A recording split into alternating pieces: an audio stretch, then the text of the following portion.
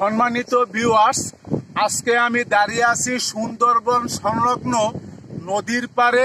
পানিতে প্লাবিত হয়ে গেছে। এই যে দেখতে পাচ্ছেন পুরো এলাকা কিন্তু পানিতে প্লাবিত। আর এই পানিতে প্লাবিত কেন, কি জন্য হয়েছে এবং এত পানির জোর কেন, বাতাসের তীব্রতা কেন, বিস্তারিত আমার এই ভিডিওতে। তো বন্ধুরা, আজকে কিন্তু বাংলাদেশে সিডরের আশঙ্কা বয়ে চলছে। এই সিডরের নাম দেওয়া হয়েছে রেমাল। আর এই রেমাল নামটি আখ্যায়িত করা হয়েছে ওমান থেকে, যার বাংলা শব্দ হলো বালি। তো রেমালের প্রভাবে আকাশ মেঘাচ্ছন্ন, ধমকা ধমকা বাতাস বইছে, মাঝে মাঝে গুড়ি গুড়ি বৃষ্টি হয়েছে। নদীর পানি কিন্তু অনেকটা বেড়ে চলছে। স্বাভাবিক যে পানি তার চেয়ে কিন্তু 2 থেকে 3 ফুট পানি বাড়তি হয়েছে। আজকে সন্ধ্যা নাগাদ এই রেমাল সাইক্লোন আজ সন্ধ্যা নাগাদ এই রেমাল সাইক্লোন বাংলাদেশের উপকূল দিয়ে বয়ে যেতে পারে। তো বন্ধুরা, এই নিম্ন অঞ্চলে যে লোকজন আছে তাদের জন্য কিন্তু ভয়াবহ অবস্থা। এখনো কিন্তু গুড়ি গুড়ি বৃষ্টি হচ্ছে। দেখতেই পাচ্ছেন পানির স্রোত কিভাবে বয়ে চলছে। গাছগুলি কিন্তু বন্ধুরা এলোমেলো হয়ে গেছে এখনই।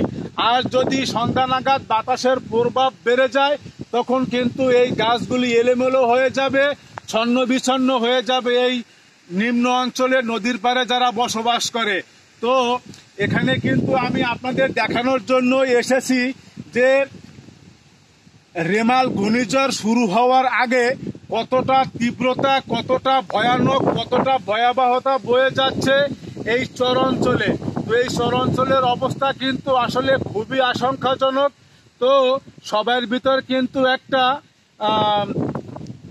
আস্থা প্রকাশ করে আছে বা আস্থা অর্জন করে আছে, সন্ধ্যার আগেই সবাই সাইক্লোন শেল্টারে চলে যাবে বা আশ্রয় স্থানে চলে যাবে। তো এই যে বন্ধুরা পানি দেখতে পাচ্ছেন, এটা কিন্তু ভেরিবাদের বাইরে 3 থেকে 4 ফুট পরিমাণ পানির উচ্চতা বেড়ে গেছে। আর রিমালের প্রভাবে ঘন ঘন বাতাস বইছে, ধমকা হাওয়া বয়ে যাচ্ছে। আর মাঝে মাঝে থেমে থেমে কিন্তু প্রচুর পরিমাণে বৃষ্টি হচ্ছে। এতে কিন্তু আসলেই বোঝা যাচ্ছে যে সত্যিকারের রেমাল এই বাংলাদেশে বাগেরহাট জেলা বরিশাল অঞ্চলে, তারপরে মোংলা বন্দরে কিন্তু বয়ে যেতে পারে। তো বন্ধুরা, আমরা যে এখন এই নদীর পাড়ে দাঁড়িয়ে আছি, দেখতে পাচ্ছেন হাঁটু সমান পানির ভিতর, নিচে কিন্তু ছোট একটা রাস্তা, তার উপরে কিন্তু দাঁড়িয়ে আছি। আর যদি নামার দিকে নেমে যাই সেখানে কিন্তু পানি বন্ধুরা গলা সমান হয়ে যাবে। তো আমাদের জন্য সবাই দোয়া করবেন।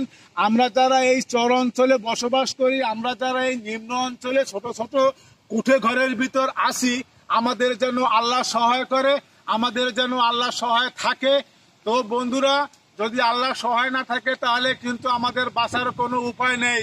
এই যে পানির তীব্রতা, এই যে পানির গতিবেগ দেখতে পাচ্ছেন, নদীর স্রোত কিভাবে বয়ে চলছে। এখন কিন্তু জোয়ারের সময়, স্রোত কিন্তু প্রচুর পরিমাণে স্রোত বইছে। ওপারেই কিন্তু সুন্দরবন, আর এই সুন্দরবন দিয়েই কিন্তু এই ঘূর্ণিঝড়ের আশঙ্কা। এই সুন্দরবন থেকেই কিন্তু ঘূর্ণিঝড় বয়ে উঠবে। বরিশাল অঞ্চলের খেপুপাড়া থেকে কিন্তু এই ঘূর্ণিঝড় বয়ে যাওয়ার আশঙ্কা রয়েছে। আবহাওয়া অফিসের কথা অনুযায়ী এখন কিন্তু বাংলাদেশের বাগেরহাট অঞ্চলে, বরিশালে, পায়রা বন্দরে, মোংলা বন্দরে 10 নম্বর মহাবিপদ সংকেত চলছে। আর এই মহাবিপদ সংকেত একমাত্র আল্লাহ ছাড়া কাটিয়ে নেওয়ার আর কেউ নাই। গাছগুলি দেখতে পাচ্ছেন কিভাবে দোল খাচ্ছে ধমকা বাতাসের ভিতরে। এই যে সুন্দরবন অঞ্চলের শৈলা গাছ সহ বিভিন্ন রকমের গাছ আছে এখানে। বিশেষ করে বন্ধুরা, এই যে পানিগুলি বেড়ে চলছে, এই পানিতে কিন্তু আসলে সবাই ভয় পেয়ে যাচ্ছে। এই যে গাছগুলি দেখেন কিভাবে উল্টাপাল্টা নড়াচড়া করছে। বৃষ্টি কিন্তু এখনো হচ্ছে। এই যে গুড়ি গুড়ি বৃষ্টি কিন্তু বয়ে চলছে। আসলেই কিন্তু 1907 সালে যে বাংলাদেশে সিডার হয়েছিল, সেই সিডারের আগে যেভাবে আসি, আমরা যেন আশ্রয় স্থলে গিয়ে পৌঁছাতে পারি। সবাই আমাদের জন্য দোয়া করবেন। এই পানিতে ডুবে যেন আমরা না মরি, আল্লাহ যেন সহায় থাকে। আপনারা দোয়া করবেন। সবাই ভালো থাকবেন। এই বন্যার ভিতরে আমাদের আল্লাহ যেন ভালো রাখে। আজকে এ পর্যন্ত।